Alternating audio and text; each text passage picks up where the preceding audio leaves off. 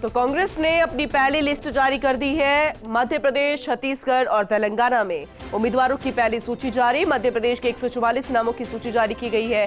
छत्तीसगढ़ के लिए 30 नामों की सूची जारी की गई। तेलंगाना के लिए 55 नामों की सूची जारी की गई।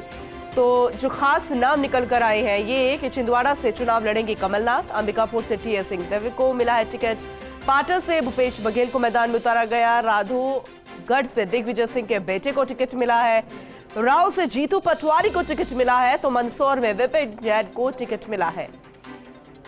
ग्वालियर ग्रामीण से साहब सिंह को टिकट मिला।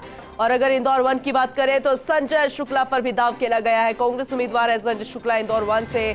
सोनकच्छ की बात करें तो सज्जन सिंह वर्मा कांग्रेस उम्मीदवार है। ग्वालियर पूर्व से सतीश सिकरवार को टिकट मिला है। ग्वालियर दक्षिण से प्रवीण पाठक को टिकट मिला है। दतिया से अवधेश नायक को टिकट मिला है। ये चंद नाम जो फर्स्ट इंडिया न्यूज पर वो पहली लिस्ट के जरिए सामने आए हैं वो आप तक पहुंचा रहे हैं। शिवपुरी से केपी सिंह को कांग्रेस का टिकट मिल चुका है। भोपाल मध्य से आरिफ मसूद को टिकट दिया है। विदिशा से शशांक भार्गव को टिकट मिला है।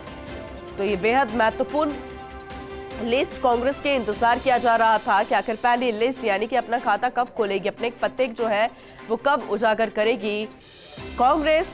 अब नवरात्रों के पहले दिन ये पहली लिस्ट जारी की गई है, यानी कि मध्य प्रदेश में जंबो लिस्ट 144 सीटों पर उम्मीदवार उतार दिए हैं।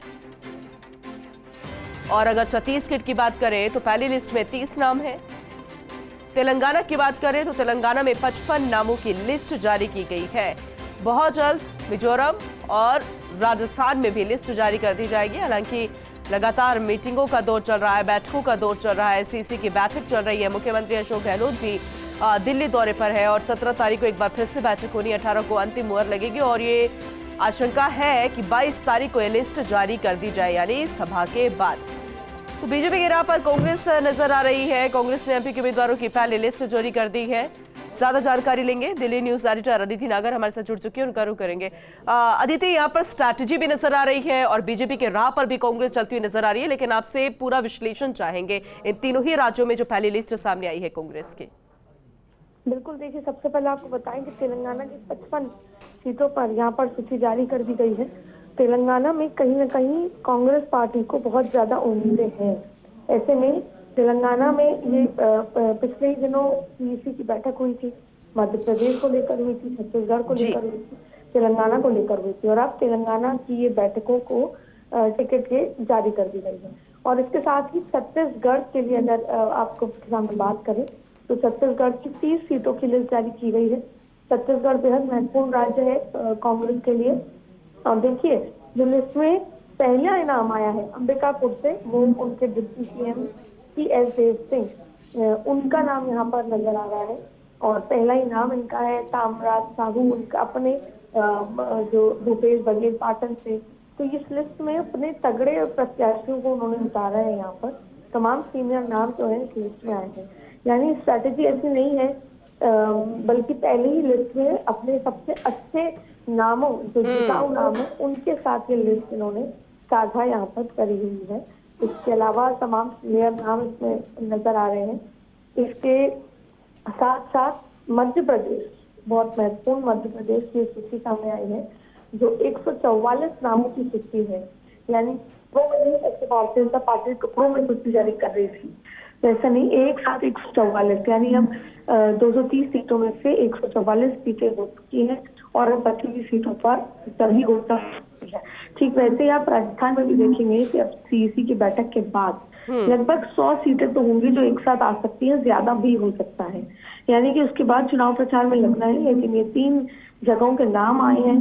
कांग्रेस ने सर्वे के लिहाज से इसके पीछे की रणनीति साफ नजर आ रही है कि सर्वे में जो सबसे अच्छे नाम थे, जो सर्वे के लिहाज से जिताऊ भी थे, उनका नाम अभी घोषित कर दिया गया है। जो पूरी टीम जमीन पर काम कर रही है, सचिवों की, ऑब्जर्वर्स की, तमाम एआईसीसी के ऑब्जर्वर्स की, उनके इनपुट के साथ सर्वे में जिसका नाम मैच हो रहा है उसका नाम सूची में आया है और उसका नाम घोषित यहाँ पर कर दिया है।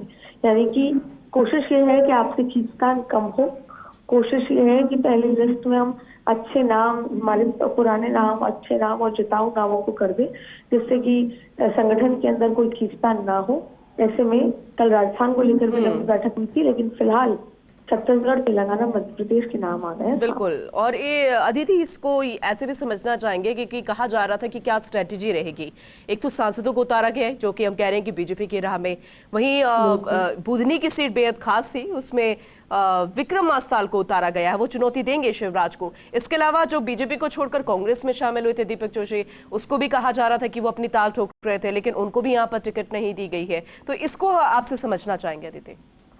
बिल्कुल, सांसदों को उतारा गया है। तैयारी यही है कि किस तरीके से बेस्ट कंपटीशन दिया जाए, और जो जिन लोगों को बीजेपी ने टिकट नहीं दी उनको लिया गया है और उनको आगे भी एडजस्ट करेंगे। किस तरीके से शिवराज सिंह चौहान के लिए जो एंटी इनकम्बेंसी है उसको कैसे आगे बढ़ाया जा सकता है, कि उस एंटी इनकम्बेंसी को कैसे और स्ट्रांगली चुनौती दी जा सकती है। तो ये तमाम यहाँ पर चीजें देखने को मिल रही हैं, जिससे कि सबसे बेस्ट कंपटीशन यहाँ पर उतारा जाए। देखिए, ये पूर्व तीनों ही चुनाव चेहरों के चुनाव हैं जी। यहाँ पर किसी भी एक पार्टी की लहर नजर नहीं आ रही। तो जो पार्टी जितनी अच्छे टिकट देगी, जितने अच्छे जिता उम्मीदवारी को उतारेगी और आपसी संगठन की खींचतान को सबसे कम रखेगी, वही पार्टी चुनाव जीत सकती है।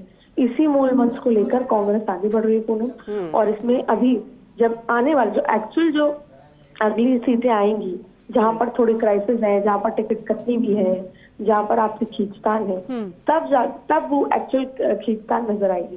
लेकिन यहाँ पर अपने बेस्ट प्रत्याशियों को इन सूचियों में उतारा है। बिल्कुल अदिति, अब